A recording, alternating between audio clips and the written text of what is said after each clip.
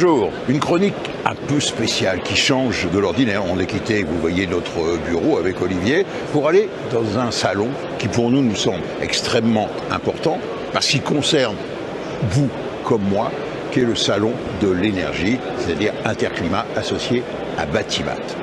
Important, pourquoi? Parce que les grandes questions que se posent les gens, c'est avec quoi je vais me chauffer?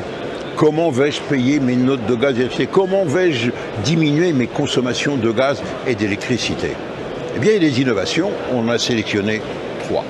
La première de ces innovations, ça concerne la pompe à chaleur. Il y en a partout, sur tous les stands. Non, c'est pas nouveau, la pompe à chaleur. J'ai déjà consacré une chronique, on aura l'occasion d'y revenir. Sauf que cette fois-ci, on va réaliser, et c'est là la grande nouveauté dans ce salon, le mariage entre deux modes de chauffage tout à fait complémentaires qui sont le gaz, l'électricité ou le fioul avec la pompe à chaleur. Ça porte un nom, comme pour les automobiles, ça traîne sur tous les stands, hybride. Hybride, c'est ça. C'est quoi? Chez vous, vous connaissez la chaudière murale à condensation. Mais là, il y a en plus maintenant, ça, c'est une pompe à chaleur. Mais une pompe à chaleur, pas une énorme. Non, une pompe à chaleur, je veux dire, de moyenne puissance. Et donc, le rôle de l'hybride, c'est quoi? Chez vous, l'énergie de base, température descend, c'est la pompe à chaleur qui fait le boulot. Mais comme c'est une pompe à chaleur, disons, moyenne puissance, la consommation d'électricité reste raisonnable. Pas besoin d'avoir de courant triphasé.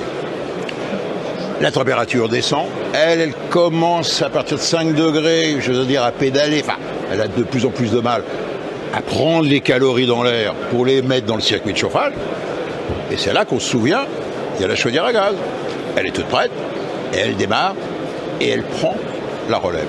C'est un peu ce qui se passe avec les voitures dites hybrides, entre les batteries. Et quand les batteries n'en peuvent plus, il y a sous le capot toujours un groupe thermique de puissance moyenne qui va assurer la relève. Tel est donc ce concept entièrement nouveau, c'est chez soi d'avoir les solutions hybrides. Mais reste, ça pose un certain nombre de problèmes. Le problème, c'est la compatibilité entre ces deux matériels. Il y a le logiciel propre à la chaudière à gaz, et puis il y a le logiciel propre pour le fonctionnement de la PAC. Donc il faut que les deux systèmes se parlent. La chaudière, et puis surtout, la pompe à chaleur, comment ça marche?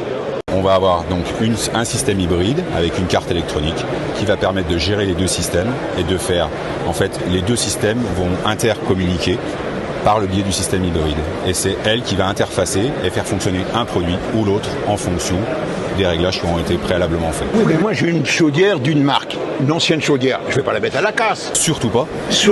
Et j'ai mon circuit d'eau qui est avec mes radiateurs. Je n'y touche pas. Je rajoute cela. Exactement. Donc le problème, je dis bien, c'est il faut que ça fonctionne ensemble. Est-ce que cette chaudière-là est compatible avec une PAC d'une autre marque, d'un autre constructeur? Alors on peut hybrider effectivement avec une PAC d'un autre constructeur, mais on va pouvoir hybrider aussi avec notre PAC, une chaudière existante, quel que soit l'âge de cette chaudière et l'énergie utilisée. Puisqu'aujourd'hui on a un système hybride qui est universel et qui va pouvoir communiquer avec n'importe quel générateur présent sur le marché. Quel est le gain que l'on peut espérer en s'équipant au système hybride, c'est-à-dire pompe à chaleur et chaudière à gaz? Alors aujourd'hui, ce que l'on constate, c'est que les clients font à peu près 40 à 50% d'économie d'énergie avec cette pompe à chaleur hybride. Cette solution, elle permet d'aller chercher finalement la meilleure énergie au meilleur moment. Et de fait, les clients sont très satisfaits de leur facture énergétique, mais aussi de leur confort thermique grâce aux deux énergies. Donc le gain serait vous dites sur la facture de combien? De 40 à 50%, ça dépend des configurations de maison, ce qui est très important.